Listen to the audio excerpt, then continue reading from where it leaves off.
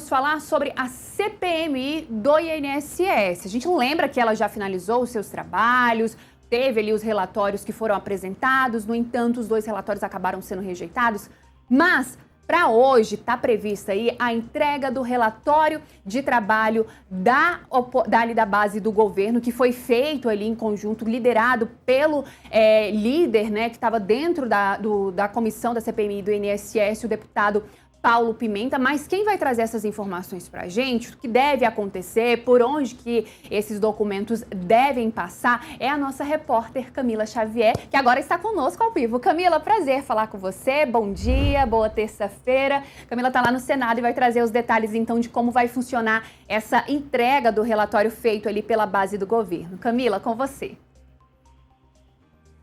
Bom dia, Marília. Prazer estar aqui com você, com todo mundo que nos acompanha nessa manhã de terça-feira. Pois é, a programação é que os parlamentares que fizeram parte aqui da CPMI do INSS vão até as instituições hoje entregar esse relatório que eles vêm chamando de relatório da maioria, né? Já que o documento foi assinado pela maioria dos parlamentares que fizeram parte da CPMI do INSS, o governo estava em maioria, então conseguiram rejeitar o relatório principal, relatório elaborado pelo Alfredo Gaspar, relator da CPMI, e aí fizeram esse outro relatório que não chegou a ser votado, não chegou a ser apreciado pela CPMI. Mas então eles deixaram para fazer a entrega desses documentos hoje, para poder realizar audiências, reuniões com representantes das instituições. A programação, Marília, é a seguinte: às 16 horas eles se encontram com André Rodrigues, o diretor-geral da Polícia Federal. Depois, um pouco mais tarde, às 17 horas, eles se encontram com Vinícius Carvalho, o controlador-geral da União. Em seguida, às 18h45, eles têm uma reunião com Paulo Gonet, o procurador-geral da República, para apresentar esse relatório.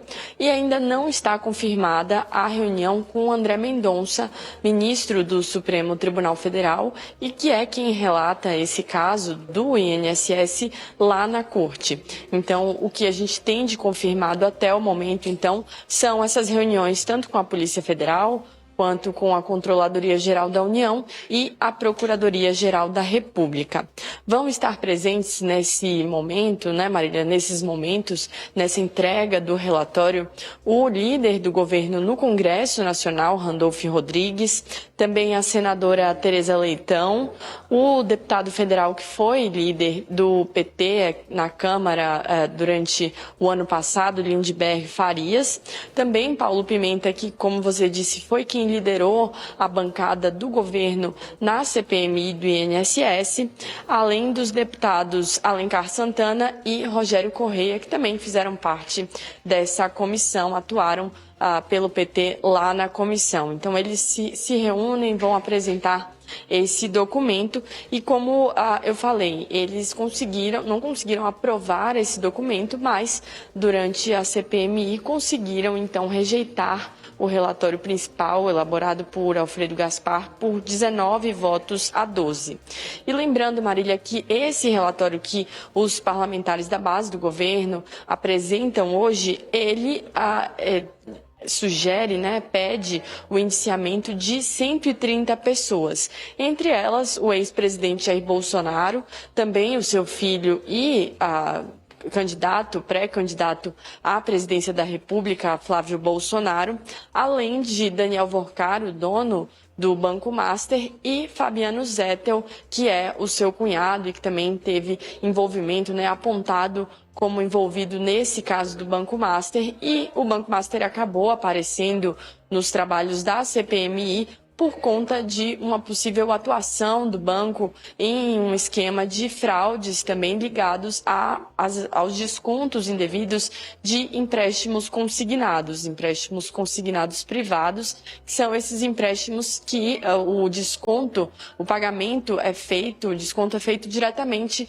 na folha de pagamento, tanto das pensões quanto das aposentadorias. Então, hoje à tarde, Marília, os parlamentares aí do PT, da base do governo, se reúnem com representantes das instituições para apresentar esse relatório final que eles elaboraram ao longo da CPMI e do INSS. Eu volto com você.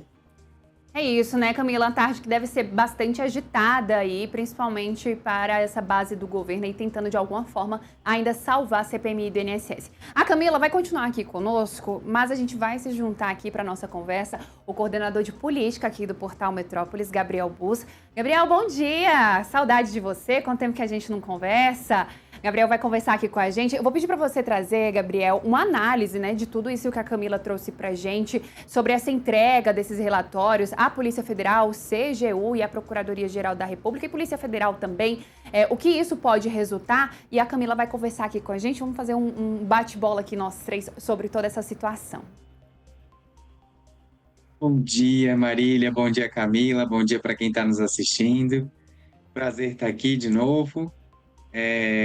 Pois é uma CPMI que acabou de uma forma que a gente já imaginava, com um relatório não aprovado.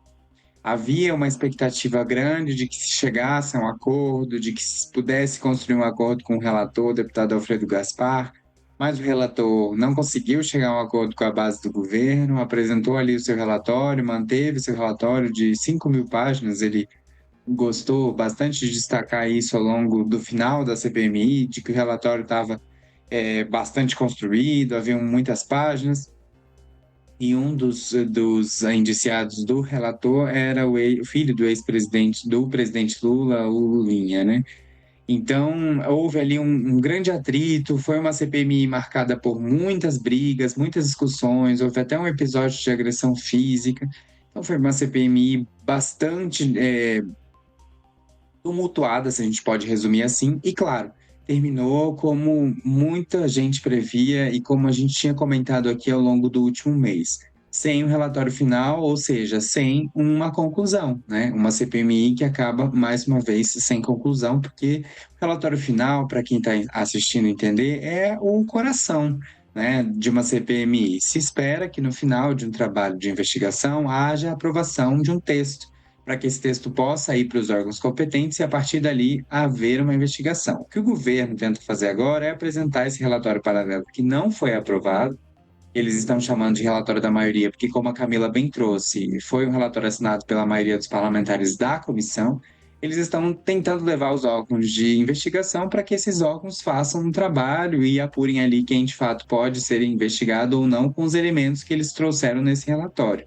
Acontece que o relatório, uma vez que não foi aprovado, ele perde um pouco de força, né? Ele não tem a simbologia de um relatório que de fato foi aprovado por uma comissão do Congresso. Como ele não foi aprovado, obviamente, os órgãos competentes vão receber esse relatório elaborado, mas ele não tem a força que teria se fosse um relatório aprovado, como foi na CPMI do 8 de janeiro, como foi na CPI do MST, por exemplo, que você teve na Câmara, em outras CPMIs que você já teve no Congresso e que teve relatórios aprovados. A própria CPI da Covid foi ali elaborado um relatório levado aos órgãos competentes. Então, quando você não tem um relatório e mesmo assim leva esse relatório para os órgãos competentes, obviamente é um simbolismo, mas ele tem menor força, né? Menor força de realmente ser levado, não a sério, mas levado à risca, vamos dizer assim, para que possa seguir, que a investigação continue. E é importante lembrar, né, como a Camila também trouxe,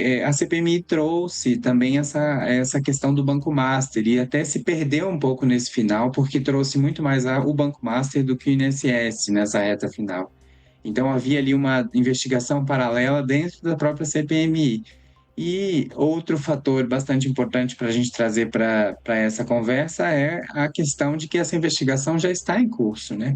A Polícia Federal já está investigando a fraude do INSS há muito mais tempo do que a própria CPMI, e também o Banco Master, também a Polícia Federal tem um inquérito aberto, e todos esses inquéritos estão sob a relatoria do ministro do Supremo, André Mendonça. Então, a investigação da Polícia Federal está bastante avançada. Havia ali, inclusive, em alguns momentos você percebia que havia uma tentativa de protagonismo da CPMI com a Polícia Federal em relação às duas investigações. E, claro, esses relatórios vão ser apresentados, o deputado Alfredo Gaspar também tenta levar o seu relatório, né, fazer com que o seu relatório seja levado a sério pelos órgãos de investigação, mas esses relatórios enfraquecem muito quando não são aprovados e, portanto, claro, vão ser recebidos por esses órgãos de investigação, mas não devem ser levados tão à risca assim, porque não tem o elemento que era crucial, né, que era a aprovação por parte dos parlamentares. Vamos aproveitar que a presença da Camila está aqui, Gabriel. Ontem ela participou de um anúncio que foi feito lá no Palácio do Planalto sobre as medidas que o governo federal deve adotar aí já nesses próximos dias para